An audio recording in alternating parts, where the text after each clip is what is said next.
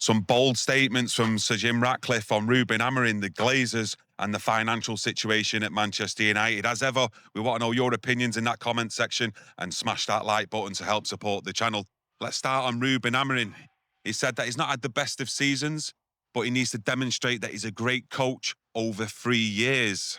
Well, Sir Jim Ratcliffe, I'm not a fan of his coming out making bold statements. Regarding Rúben Amorim, I do understand what he's saying. What we want is a good coach. What we want is a coach what starts producing football and a winning team. For me, he's got a long, long way to go, Rúben Amorim, but it is clear he's here for this season. That's how I read it. Definitely needs stability and to see signs of improvement, in my opinion, from the coach and the players as well. Actually mentioned to Jim Ratcliffe, and he pointed it to the journalists, and he did say there's not going to be any knee-jerk reactions from the actual hype and the hysteria out there to want to have Rúben Amorim sacked. Well, this is what we asked for the other year.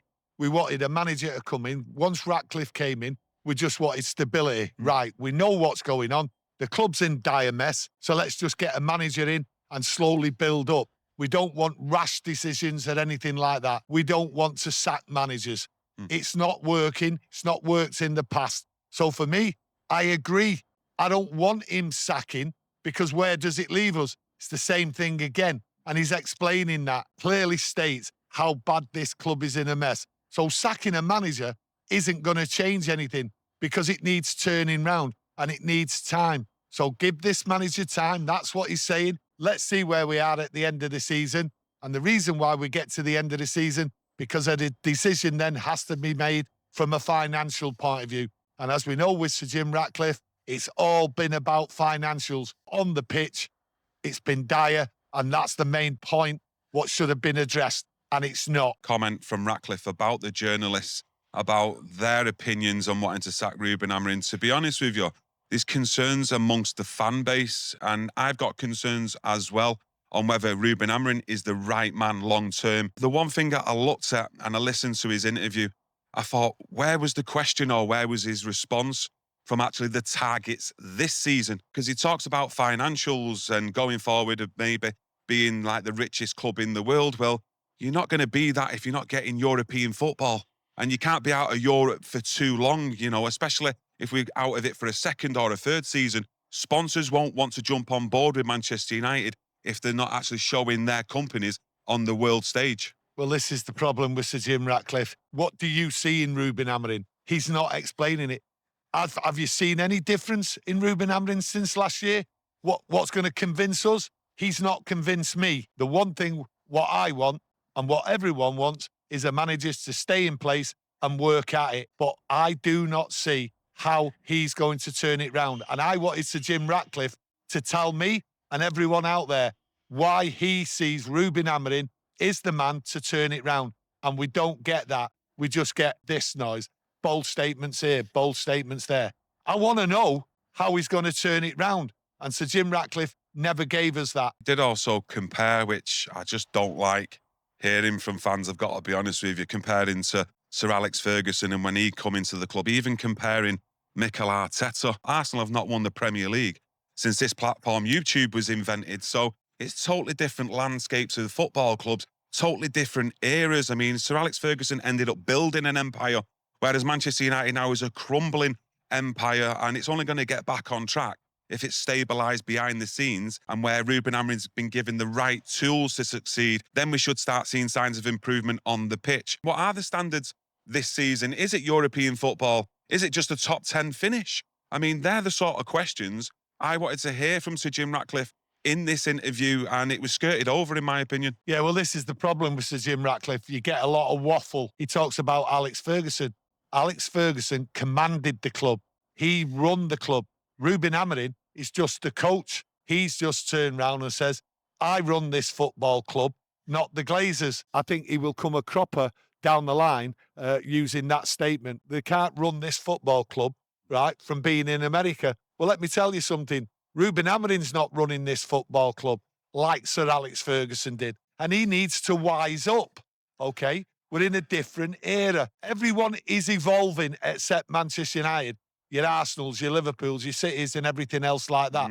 And if we don't get a winning side, his dream of this club being sustainable, being the richest club in the world, will not happen because the money will not roll in. Simple as. The sponsors will not pay the money if you do not get success. Sir Jim Ratcliffe turns around and talks about he's not had the best of seasons. He should have explained why. Why hasn't he? I mean, we had a terrible season last year. It's supposed to have all changed round. The money was injected, got the three strikers up front who score goals and everything else like that. We got rid of the deadwood and everything. Why hasn't it improved? There is something fundamentally still wrong there. Well, a lot of people turn around and say, well, this system, what Rúben Amorim's playing, isn't going to work in the Premier League with these players. It should have improved, and he should be telling us why it hasn't improved and how it's going to improve in the future. And that's the problem when Sir Jim Ratcliffe opens his mouth with all these bold statements, got rid of Erik ten Hag, brought Rúben Amorim because he believes that he's the man.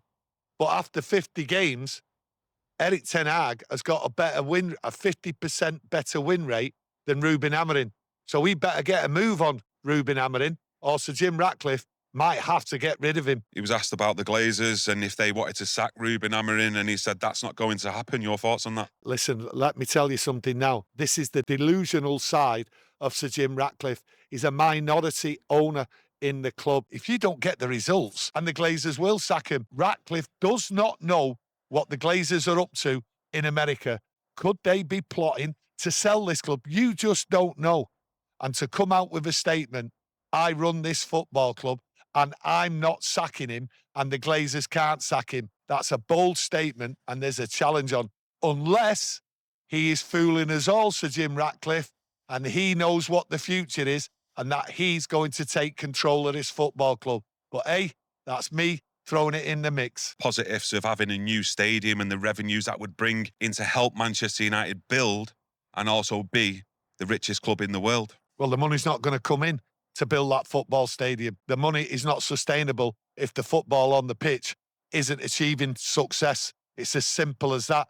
You achieve things by success on the pitch, and everyone else is moving ahead of us, and we're going down. We finished 15th last year. I don't know where we're going to finish this year.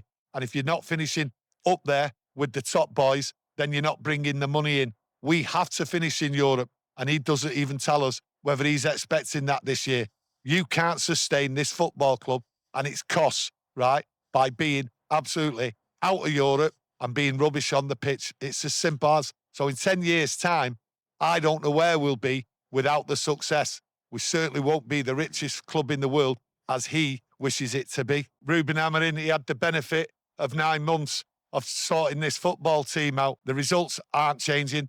The style of play isn't changing. So we've all got to cross our fingers here that the restructuring and that this manager can turn this club round. We're in dire straits at the moment because the plans what Sir Jim Ratcliffe have got going ahead needs a massive investment. And at this moment, I don't see it happening. But hey, fingers crossed.